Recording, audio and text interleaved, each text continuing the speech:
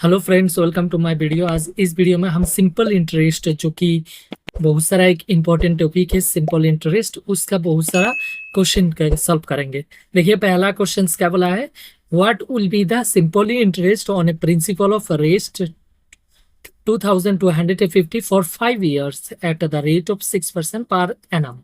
मतलब 2250 रुपये के मूलधन पर 5 वर्ष के लिए 6% वार्षिक दर से साधारण ब्याज कितना होगा वो पूछा है। डायरेक्ट बहुत इजी आसान क्वेश्चन है। तो सिंपल इंटरेस्ट का जो फॉर्मूला है वो क्या है? सिंपल इंटरेस्ट का फॉर्मूला मूलधन मतलब P into rate of interest R into time divide by 100। Clear? Rate of interest मतलब कितना, रेट ऑफ इंटरेस्ट कितना प्रतिशत दर से, टाइम कितना सालों के लिए है, और P मतलब प्रिंसिपल, वो जो मूलधन है वो है। ओके, तो ये मल्टीप्लाई मान बैठा दीजिए। ये प्रिंसिपल का जगह कितना होगा 2250 इंटू रेट ऑफ इंटरेस्ट कितना है 6%, 6 इंटू टाइम कितना के लिए 5 साल के लिए डिवाइड बाय कितना 100। शून्य शून्य काट सकते हैं। अगर ये 5 से काटेंगे तो 5 दूगुनी 10, इसको 2 से काटेंगे तो कितना 3। तो मल्टीप्लाई कीजिए, 3×5 15, 1 है 3 दूगुनी 6, 7 है 3 दूगुनी 6, तो 675 ये मेरा करेक्ट आंसर है। तो ऑप्शन नंबर ए मेरा करेक्ट आंसर है। ओके, देखिए नेक्स्ट क्वेश्चन क्या बोला है, ए फाइनेंशियल इंस्टीट्यूशन से claims that it returns 3 times the principal in 25 years on a certain rate of principal interest per annum. What is the rate of simple interest? तो मतलब एक financial institution ने claim किया है कि वो 25 सालों में 25 ईयर्स में जो मूलधन है उसका 3 टाइम कर देगा, 3 गुना कर देगा। ओके, तो साधारण ब्याज की दर कितना होगा? मतलब पहले अगर मेरा इंटरेस्ट P था, वो 25 सालों में उसका 3 गुना कर देगा, 3P कर देगा। तो इसमें इंटरेस्ट कितना हुआ? 2P है। क्लियर?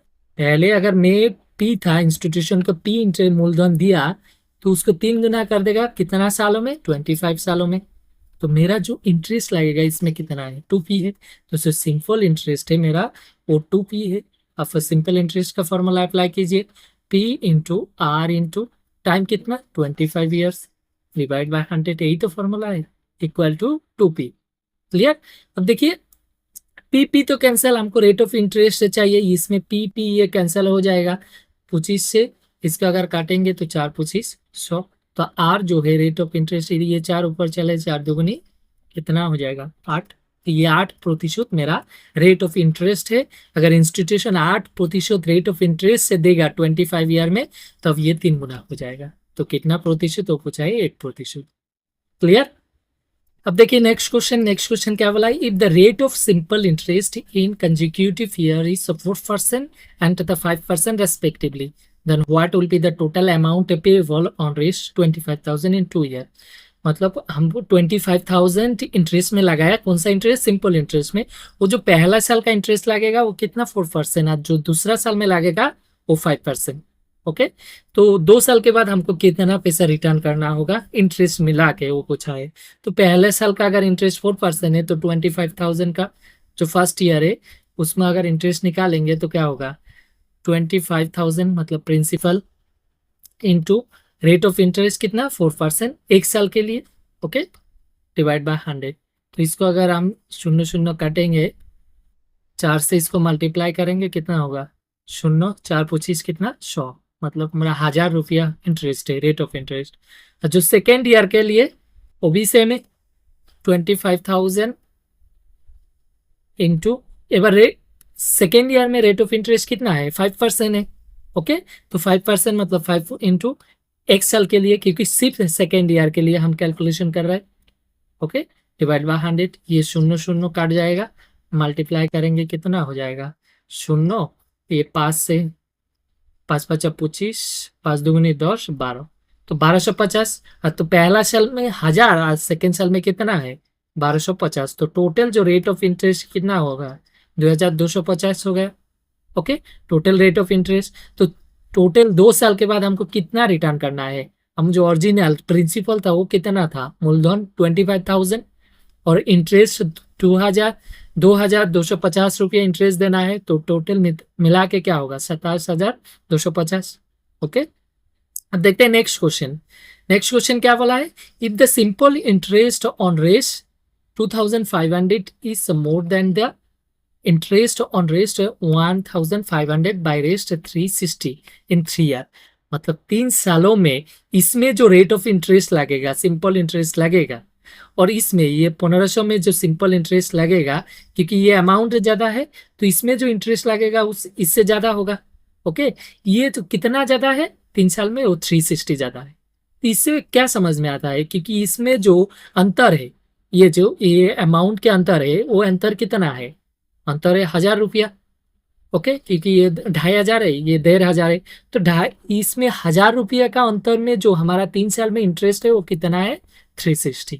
इसमें से क्लियर आ रहा है 1000 रुपया का इंटरेस्ट कितना है 3 साल में 360। तो बाकी कैलकुलेशन नहीं चाहिए, हमको बोला है find the rate of interest per annum. हर साल में रेट ऑफ इंटरेस्ट कितना लगा है वो पूछा, प्रति वर्ष ब्याज की दर ज्ञात कीजिए वो पूछा है। ठीक है, तो मतलब इससे समझ में आया कि जो 1000 रुपया का रेट ऑफ इंटरेस्ट कितना है 360 है। ओके, तो हम सिर्फ 1000 रुपये के लिए कैलकुलेशन कर रहे हैं, हमको रेट ऑफ इंटरेस्ट पता चल जाएगा। तो रेट ऑफ इंटरेस्ट 360 जो रेट ऑफ इंटरेस्ट है वो किसके लिए, 1000 रुपया के लिए। ओके, तो मतलब ऐसा है कि अगर 1000 रुपया के लिए हम निकाले तो 360, तो 1000 रुपया का ये जो सिंपल इंटरेस्ट का फॉर्मूला क्या होगा, 1000 into rate of interest into time, time कितने साल के लिए 3 साल के लिए, divide by 100 equal to 360। Clear हुआ ये? देखिए क्वेश्चन में हमको सिर्फ रेट ऑफ इंटरेस्ट निकालने के बोला है, तो ये जो इससे हमको पता चलता है कि इसमें जो अंतर है 1000 रुपया, और इसीलिए इसमें जो इंटरेस्ट लगा है ज़्यादा लगा है 360, मतलब 1000 रुपया का जो इंटरेस्ट एक्स्ट्रा लगा है वो 360 हो कितना साल में 3 साल में। तो हमको रेट ऑफ इंटरेस्ट से चाहिए, तो ये काटिए, 0 काट जाएगा।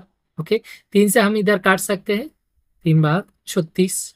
ओके, और इधर ये 0 काट सकते, तो जो rate of interest equal to कितना है 12% हर साल। ओके, तो 12%। अब देखिए नेक्स्ट क्वेश्चन क्या बोला है, an amount of rate P was put at simple interest.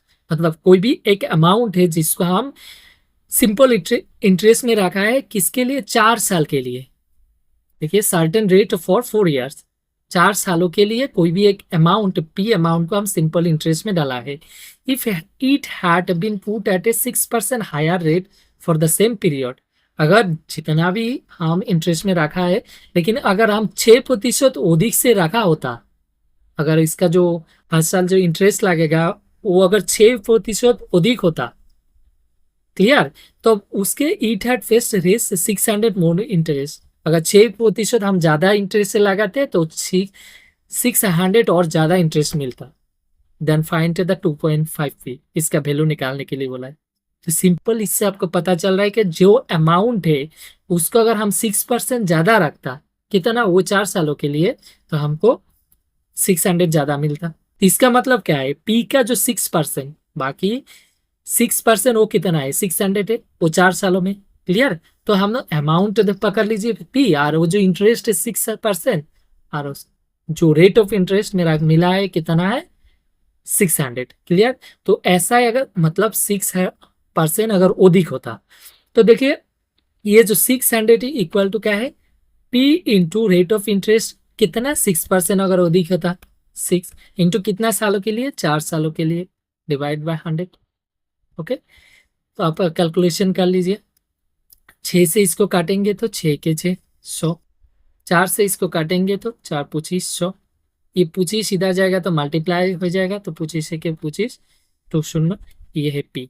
तो पी जो अमाउंट है मेरा वो कितना है 2500 है, 2500 है। तो हमको 2.5p क्या वैल्यू चाहिए, तो 2.5p का वैल्यू क्या होगा, 2.5 इंटू पी का वैल्यू 2500, मल्टीप्लाई कीजिए, ये 25 गुना करेंगे तो 625, अब 2 0 लगेगा, लेकिन इसमें एक घर दशमिक है, पॉइंट है, तो इधर पॉइंट बैठ जाएगा, तो 6250 ये मेरा आंसर है। ओके, इसका जो वैल्यू है। अब देखिए नेक्स्ट क्वेश्चन, नेक्स्ट क्वेश्चन क्या बोला है, the simple interest earn on rest 7000 in 2 years eight the rate of r% per annum equal to the simple interest earned on raised 5000 at the rate of 5% per annum in 14 years। मतलब ये जो 7,000 मेरा है 2 वर्ष के लिए, अगर 8% से हम सिंपल इंटरेस्ट में लगाएंगे तो इसमें जो हमको सिंपल ऐसा मिलेगा, rate of interest simple interest मिलेगा। अगला वो दूसरा एक प्रिंसिपल है जिसे 5,000, अगर इसको हम 5% प्रति वर्ष लगाएंगे 14 साल के लिए, 14 ईयर्स के लिए, तो उसमें जो सिंपल इंटरेस्ट मिलेगा ये दोनों सेम है, इक्वल है।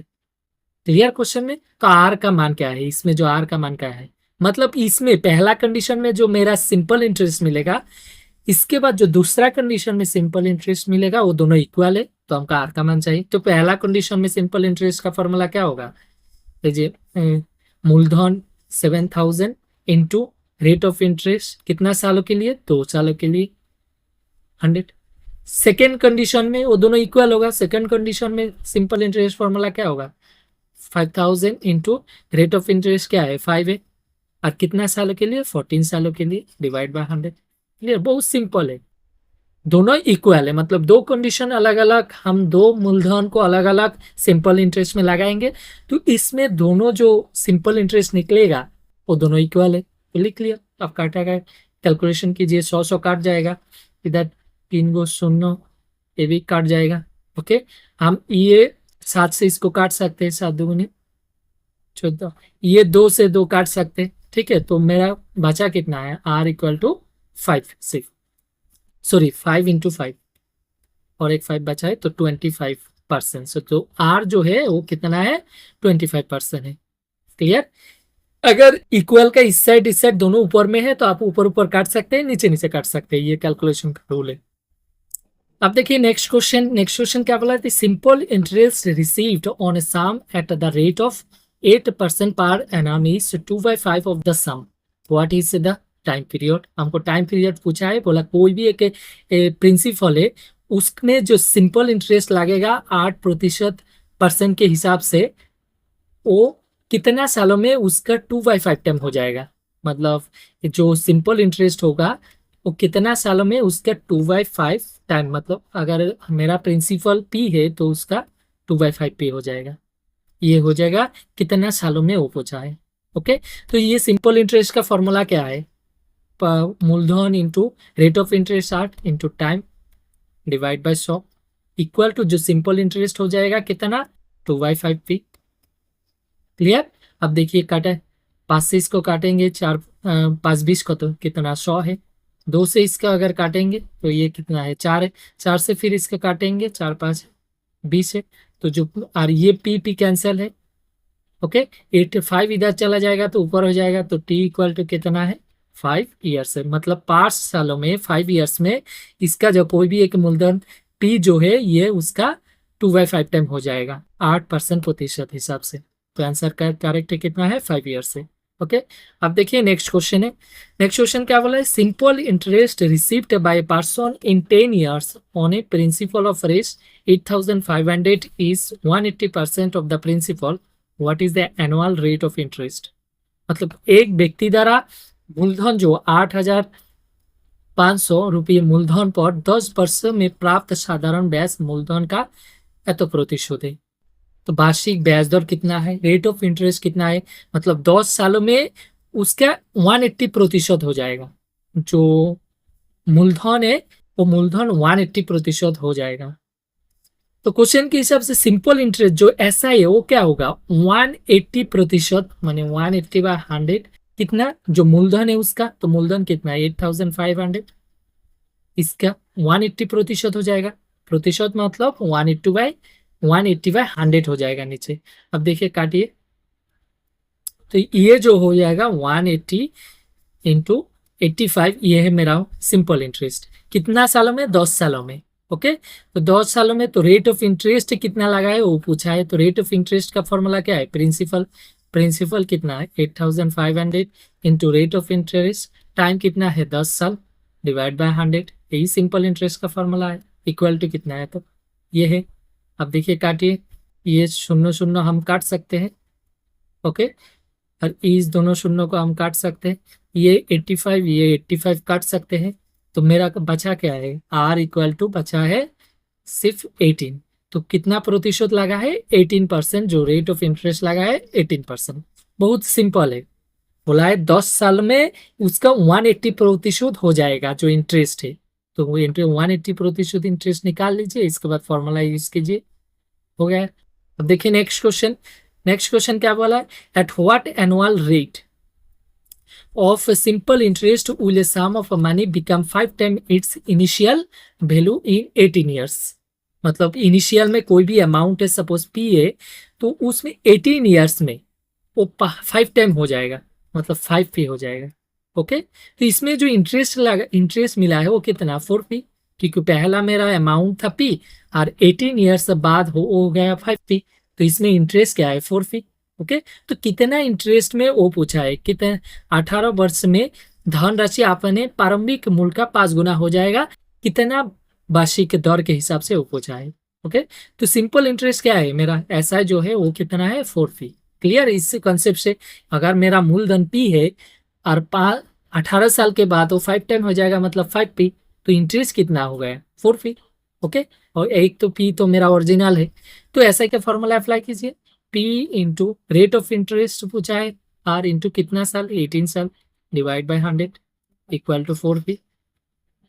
अभी कैलकुलेशन कीजिए, ये पी पी कैंसिल हो जाएगा।